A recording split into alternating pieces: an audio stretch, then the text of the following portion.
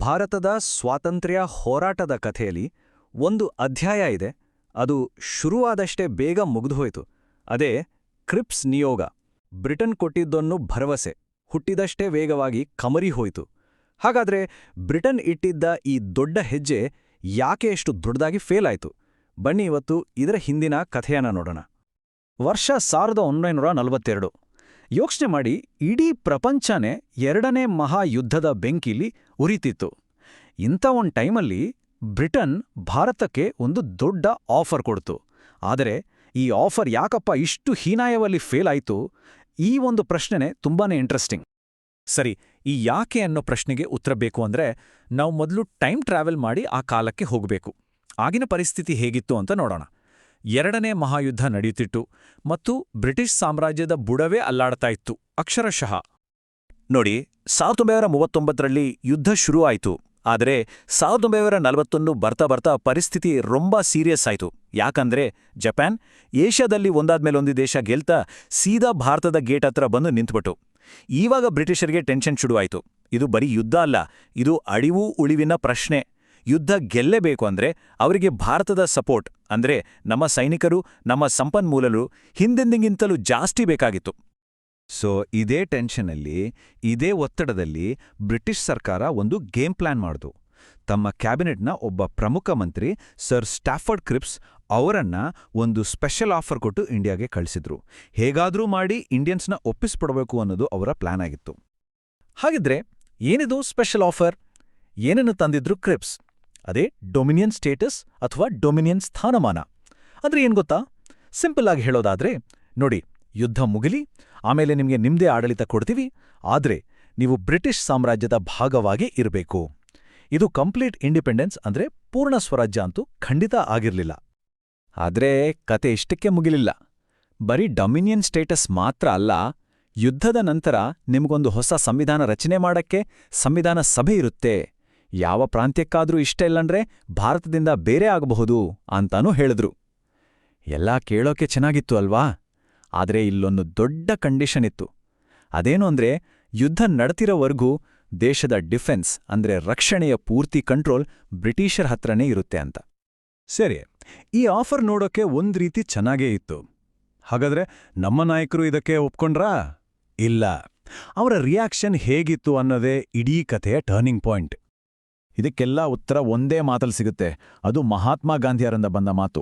ಇಡೀ ದೇಶದ ಮನಸ್ಸಲ್ಲಿ ಏನಿದೆ ಅನ್ನೋದನ್ನ ಅವರು ಒಂದೇ ವಾಕ್ಯದಲ್ಲಿ ಹೇಳಿಬಿಟ್ರು. ಏನಂದ್ರೆ ಗೊತ್ತಾ? ಇದು ಮುಳುಗುತ್ತಿರುವ ಬ್ಯಾಂಕ್ ಕೊಟ್ಟ ಪೋಸ್ಟ್ ಡೇಟೆಡ್ ಚೆಕ್ ಅಂತ. ಅಬ್ಬಾ, ಎಂಥ ಮಾತು! ಅಂದ್ರೆ ಬ್ರಿಟಿಷರ ಸಾಮ್ರಾಜ್ಯನೇ ಮುಳುಗೋ ಹಡಗಿನ ಆಗಿದೆ. ಅಂಥವರು ನಾಳೆ ಕೊಡ್ತೀವಿ ಅನ್ನೋ ಭರವಸೆಯನ್ನ ಯಾರು ನಂಬ್ತಾರೆ? ಅದಕ್ಕೆ ಬೆಲೆನೇ ಇಲ್ಲ ಅಂತರ್ಕ. ಇಲ್ಲಿರೋ ಇನ್ನೊಂದು ಇಂಟ್ರೆಸ್ಟಿಂಗ್ ವಿಷಯ ಏನಂದ್ರೆ, ಈ ಆಫರ್ನ ಕಾಂಗ್ರೆಸ್ ಮಾತ್ರ ಅಲ್ಲ, ಮುಸ್ಲಿಂ ಲೀಗ್ ಕೂಡ ರಿಜೆಕ್ಟ್ ಮಾಡ್ತು. ಆದರೆ ಇಬ್ಬರ ಕಾರಣಗಳು ಬೇರೆ ಬೇರೆ. ಕಾಂಗ್ರೆಸ್ಗೆ ನಾಳೆ ಕೊಡ್ತೀವಿ ಅನ್ನೋ ಭರವಸೆ ಬೇಕಾಗಿರ್ಲಿಲ್ಲ. ಅವ್ರಿಗೆ ಬೇಕಾಗಿದ್ದು ಈಗಲೇ ಅಧಿಕಾರ ಅಂದ್ರೆ ಪೂರ್ಣ ಸ್ವರಾಜ್ಯ. ಇನ್ನೊಂದ್ ಕಡೆ ಮುಸ್ಲಿಂ ಲೀಗ್ ಯಾಕೆ ಬೇಡ ಅಂದ್ರು ಅಂದ್ರೆ, ಅವ್ರಿಗೆ ಬೇಕಾಗಿದ್ದ ಪ್ರತ್ಯೇಕ ಪಾಕಿಸ್ತಾನದ ಬಗ್ಗೆ ಇದರಲ್ಲಿ ಕ್ಲಿಯರ್ ಆಗಿ ಏನೂ ಹೇಳಿರ್ಲಿಲ್ಲ. ಸೊ ನೋಡಿದ್ರಲ್ಲ, ಯಾರಿಗೂ ಈ ಪ್ರಪೋಸಲ್ ಇಷ್ಟ ಆಗ್ಲಿಲ್ಲ. ಹೇಗೆ ಕ್ರಿಪ್ಸ್ ಮಿಷನ್ ಬಂತು, ಆದ್ರೆ ಅದು ಬರೋದಕ್ಕಿಂತ ಮುಂಚೆನೇ ಫೇಲ್ ಆಗಿತ್ತು ಅಂತಾನೂ ಹೇಳ್ಬಹುದು. ಹಾಗಾದ್ರೆ ಇದರ ವೈಫಲ್ಯದ ಹಿಂದಿದ್ದ ಪ್ರಮುಖ ಕಾರಣಗಳನ್ನ ಒಮ್ಮೆ ಪಟ್ಟಿ ಮಾಡೋಣ. ಒಂದು ಕಥೆಯಲ್ಲಿ ಹೇಳಬೇಕಂದ್ರೆ, ಈ ವೈಫಲ್ಯಕ್ಕೆ ಕಾರಣಗಳು ಹಲವು. ಮೊದಲನೇದಾಗಿ, ಬ್ರಿಟಿಷರು ಕೊಟ್ಟಿದ್ದ ಭರವಸೆ ನಾಳೆಗೆ ಸೀಮಿತವಾಗಿತ್ತು, ಇವತ್ತಿಗಲ್ಲ. ಎರಡನೇದಾಗಿ, ಯಾರೂ ಬೇಕಾದರೂ ಭಾರತದಿಂದ ಬೇರೆಯಾಗ್ಬೋದು ಅನ್ನೋ ಪಾಯಿಂಟು ದೇಶದ ವಿಭಜನೆಗೆ ದಾರಿ ಮಾಡಿಕೊಡೋ ಥರ ಇತ್ತು. ಎಲ್ಲಕ್ಕಿಂತ ಮುಖ್ಯವಾಗಿ, ಭಾರತೀಯ ನಾಯಕರ ಜೊತೆ ಸಮಾಲೋಚನೆ ಮಾಡಿ ಒಂದು ನಿರ್ಧಾರಕ್ಕೆ ಬರೋದಕ್ಕಿಂತ ತಮ್ಮದೇ ನಿರ್ಧಾರವನ್ನ ಅವರ ಮೇಲೆ ಹೇರುವ ಹಳೆಯ ಬ್ರಿಟಿಷ್ ಧೋರಣೆ ಅದು ಬದಲಾಗಿರ್ಲಿಲ್ಲ. ನಂಬಿಕೆ ಅನ್ನೋದೇ ಇರಲಿಲ್ಲ. ಈ ಕ್ರಿಪ್ಸ್ ಮಿಷನ್ ಫೇಲ್ ಆಗಿದ್ದು ಬರೀ ಒಂದು ಡಿಪ್ಲೊಮ್ಯಾಟಿಕ್ ಫೇಲ್ಯೂರ್ ಆಗೇ ಉಳ್ಳಿಲ್ಲ. ಇಲ್ಲ, ಇದರಿಂದ ಮುಂದೆ ಆಗಿದ್ದೇ ಇತಿಹಾಸದ ಒಂದು ಬಹುದೊಡ್ಡ ತಿರುವು. ಈ ಮಾತುಕತೆ ಮುರಿದು ಬಿದ್ದ ತಕ್ಷಣ ಭಾರತೀಯರ ತಾಳ್ಮೆಯ ಕಟ್ಟೆ ಒಡೆದೋಯ್ತು. ಬ್ರಿಟಿಷರ ಮಾತಿನಲ್ಲಿ ಇನ್ಮುಂದೆ ನಂಬಿಕೆ ಇಡೋದು ವೇಸ್ಟ್ ಅನ್ನೋದು ಕನ್ಫರ್ಮ್ ಮಾಡ್ಬಿಡ್ತು. ಇದ್ದ ಬದ್ದ ನಂಬಿಕೆನೂ ಆ ದಿನಕ್ಕೆ ಸಂಪೂರ್ಣವಾಗಿ ಸತ್ತೋಯ್ತು.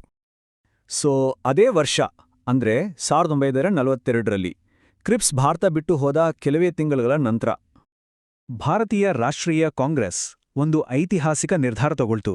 ಅದುವರೆಗಿನ ಅತಿ ದೊಡ್ಡ ಅತಿ ಪ್ರಬಲವಾದ ಚಳುವಳಿಗೆ ಕರೆ ಕೊಡ್ತು.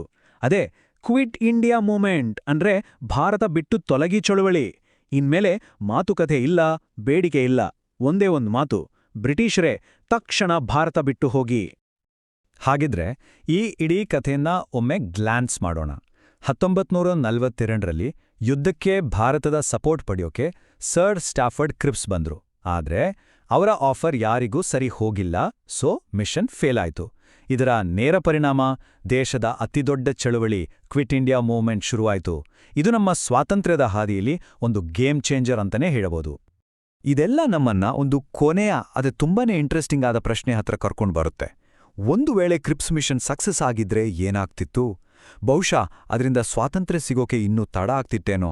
ಅಂದ್ರೆ ಕ್ರಿಪ್ಸ್ ಮಿಷನ್ ಸಕ್ಸಸ್ ಆಗಿದ್ದಕ್ಕಿಂತ ಅದು ಫೇಲ್ ಆಗಿದ್ದೇ ಭಾರತದ ಸ್ವಾತಂತ್ರ್ಯಕ್ಕೆ ಒಂದು ರೀತಿಯಲ್ಲಿ ವೇಗ ಕೊಡ್ತಾ? ಈ ಮಿಷನ್ನ ನಿಜವಾದ ಐತಿಹಾಸಿಕ ಪರಿಣಾಮ ಅದು ಕೊಟ್ಟ ಆಫರ್ನಲ್ಲಿರಲಿಲ್ಲ, ಬದಲಾಗಿ ಅದರ ವೈಫಲ್ಯ ಹುಟ್ಟುಹಾಕಿದ ಆ ಹೋರಾಟದ ಕಿಚ್ಚಿನಲ್ಲಿತ್ತು ಅಲ್ವಾ?